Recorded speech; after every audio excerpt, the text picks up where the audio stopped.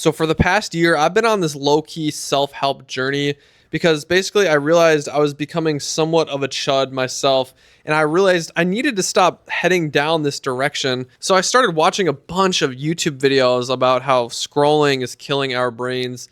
And even myself, I've made some videos on this topic, but to be honest, I gotta come clean because although I make videos on this about how shitty like scrolling is for our mental health, I was not following it 100%. So that's why for the last couple of months, I've been MIA from basically all social media to try and truly reset my brain and get out of this dopamine debt that I was in. But what I was doing instead of scrolling, I would find any small thing to pass the time. I was looking at my photos app. I was scrolling on LinkedIn. Like, who the fuck does that? I was looking for new jobs. I wasn't really just resetting my dopamine. I was just replacing scrolling with other forms of bullshit. And that's when I realized I dropped one addiction for one that's just as bad, but instead of scrolling, I started playing video games again. Now, for some context, growing up, I would consider myself like a true grade A gamer nerd. I used to play so much Wii and Xbox 360 back in elementary and middle school. It was a bad problem. I was definitely a nerd. I would be that kid that would say no to going out or like hanging out with friends because I wanted to sit inside my house in my living room and grind Black Ops 3 multiplayer to try to get dark matter camo and shit like that. So I really did have a love for video games, and the roots were very deep. But as I aged, or I guess matured, I started to game less and less. And in college especially, I remember my buddy sent me this screenshot of my PlayStation account, and it said I was online over 3 months ago. I know that doesn't sound like a long time, but if you told my fat middle school self that I didn't play PlayStation or Xbox for 3 months, I dead ass would have started bawling my eyes out because that was my life at that time. My life was video games. I used to play stuff like Borderlands, BioShock, Far Cry 3, COD multiplayer, Terraria, Fallout. I was a full-on gamer nerd, and I loved it, and I was proud of it at the time. Honestly speaking, I probably have over a year's worth of hours on a game in my life by the time I was 15 years old. But it really hit me when my friend sent me that screenshot of me being offline, because that's when I realized, damn, bro, like maybe I'm growing up and I'm growing out of playing these video games. But that trend of me playing video games for less and less time would continue really until my senior year of college. But then eventually I got really hooked on this game called Madden, which is just an American football game. And I would spend all my free time outside of class or hanging out with my buddies, just grinding coins and challenges for a virtual game that doesn't matter at all in real life. And that's when I realized I don't even really like playing the game itself. I just like to spend my time, and I wanted something to fill my attention. I didn't care about if I was winning or losing. I just wanted to waste my time, really, so I didn't have to be alone in my thoughts. And boom, it hit me. I realized why I loved playing video games so much back then. And that answer was that the community that I had around me and the community that I had built. Like, I had friends online I used to play Borderlands campaign with that I never met in real life. On the flip side, I also had in real life friends where we would sit in party chat every single day for like 6 to 8 hours, just talking about life, shooting the shit. And we didn't care about the game because that was just like the platform and the media for these kind of interactions. I could really care less about what I was doing in the game. Like, I don't know if you've been online and see that meme where it's like, you're having a good ass convo with your boy when it's 2 a.m. and you're walking around your house in Minecraft. That might be too niche for this video, but drop a comment if you understand that, because it just shows that what you're doing in the game does not matter. What matters and what you love about gaming is that it's a platform where you can have that social aspect in a way with a friend who lives across the country or maybe even across the road, and you can have these deep level conversations, man. Fuck, I miss it. But I gotta be straight up. In my 20s, gaming lacks that. I play video games now, but I haven't been in a party chat with my buddies for a while. Most of them have moved on and are busy with their adult lives with grown corporate jobs. And especially now, whenever I game, I have something on in the background, whether it's YouTube or it's music, something to fill every inch of my attention of my brain. That way, I don't have to sit with my own thoughts. I can either pay attention to the FIFA game I'm playing, I'm cooking some guy online 6-0, or if I don't want to pay attention to that, I can listen to freaking Mark Rober in the background or something, or my boy Paulie Walnuts. Shout out to him, great videos. But the concerning thing is, like, I don't have to worry about my real thoughts if I'm in this virtual world, and I don't have to take a step back to see if I'm actually enjoying my life and happy with what I'm doing, because the games act as a distraction and I don't have to freaking focus and pay attention to, maybe I'm not reaching my full potential. I can just cope by playing these video games. I don't know about y'all, but I think that's one of the scariest things that can happen, is not reaching your full potential because you got comfortable with where you were in life. And you had these big dreams as a kid, and you ended up fucking working in corporate finance your whole life. Is that really what I'm about to do? And how all of this kind of ties back to scrolling is because when I deleted all of these social medias, I even deleted YouTube. I thought I was so mature, so cool. I'm not on YouTube anymore. Oh, I don't have Instagram. Scrolling. You noob. Like, you're such a poverty peasant if you're scrolling. But instead of scrolling, I was just starting to game, which is scrolling in a way. Like, who cares if I have this goated Madden or FIFA team when the power goes out and I'm looking at the black screen of the TV? Those things aren't there to save me. All I got is myself and my own thoughts. And that shit scares me, man. So that's kind of why I went from scrolling to gaming without even realizing. And I thought I leveled up. I thought that because I was done scrolling on social media that I ascended. I gained XP, as some would say. But in reality, I just switched. I switched how I got that. I never got XP. I just switched my coping mechanism. And I'm really in this loop right now where I'm gaming again to fill that empty void. And I felt so accomplished because I finally did it, right? Like, I'm a big boy. I deleted all my social media. Look how cool I am. What I'm doing on video games really does not matter. And back to that metaphor, like switching one coping mechanism to another. That's like if I, was trying to quit cigs and I used to smoke a pack a day. I had this nicotine addiction.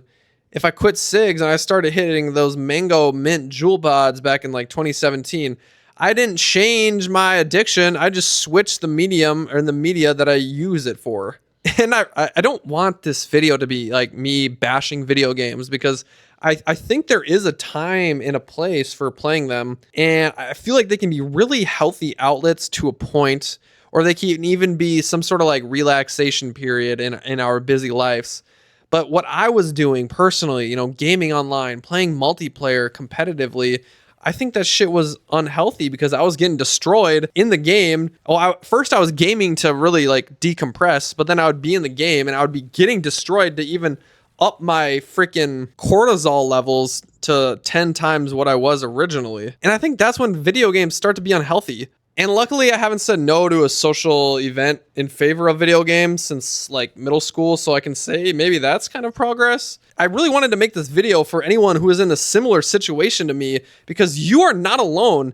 And I make these kind of self-help videos recently, but to be honest, I'm just right there with you guys, and we can work on this shit together. We can start to become comfortable with our own thoughts and not rely on these addictions. It's scaring me because I'm at the gym sometimes between sets scrolling for minutes, and I'm like, I know deep down I don't want to be doing that, but I can't physically because right now I'm a mental midget. And the biggest lesson I learned while making this video and reflecting on my emotions, on where I'm at, is that just I replaced one cancer with another. But now I want to share some of the things that I've been thinking about doing on how to overcome this situation that, the viewer, if you're in the same situation, how we can overcome this together and go back to having a healthy balance of life. So I have this broken down into 3 steps. And the first step I want to talk about for having a better balance for our mental health is just to be aware of when we are gaming and kind of throw back the curtain and understand why are we. Like, this might kind of sound a cringe. I mean, I would say it was cringe if you told me this like 5 years ago. But I'm telling you, I think this works for other habits. I like to think of it like, let's say you have chores to do around the house, but instead of vacuuming, you're playing video games. You really need to ask yourself, why are you playing these instead of, doing your chores?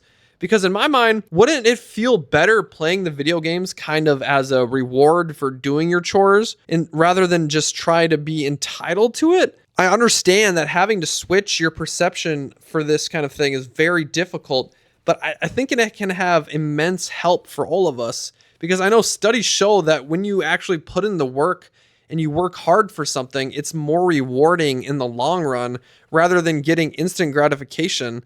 Like, I don't know if this is common knowledge, but like people who make billions of dollars from the lottery and the Powerball, they spend all of their money because they didn't have to work hard for it. They got lucky. But people who build up a company from ground zero and have to work years and years and years and so many days, and then they sell it for millions of dollars, those guys are much smarter and they feel more gratified because they had to work so hard. They didn't just win some random 6 numbers or whatever it is. And on top of that, if you game first, wouldn't you feel kind of guilty and shitty while you do it? Because there's that thought lingering in the back of your mind that you have to do these chores, but you're playing these games instead. Doesn't that guilt kind of build up and stress you out? And I'm telling you, because I've had that feeling, and it's not a good feeling.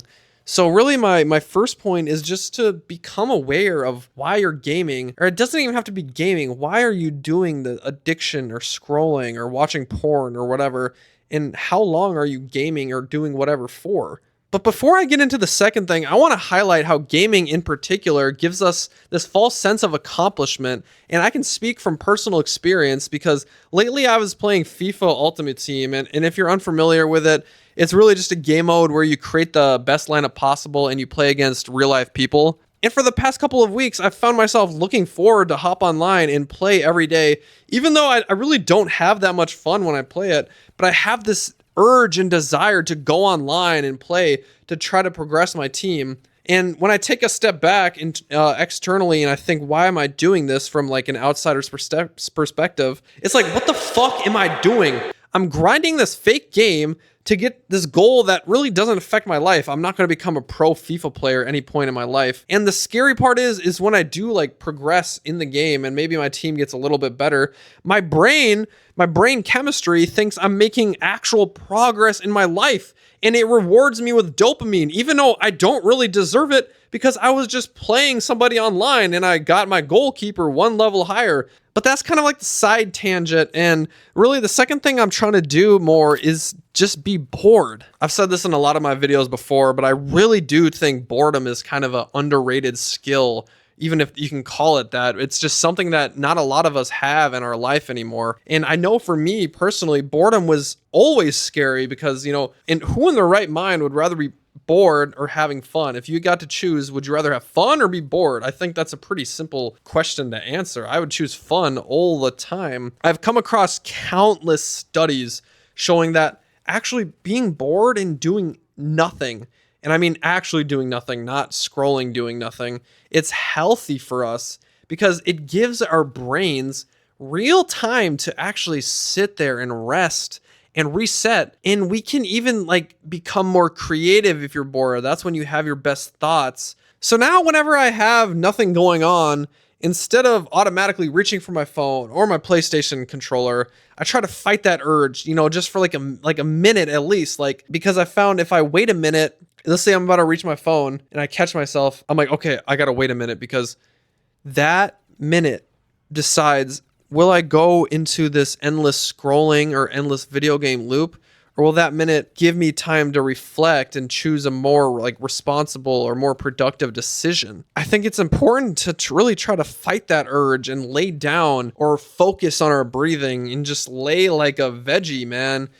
We got to give our brains the rest it really rightfully deserves in this lightning fast world. And although that sounds all fun and games, like holding yourself accountable and being bored, they're good stepping stones into being a more present person in your life and being just present in general.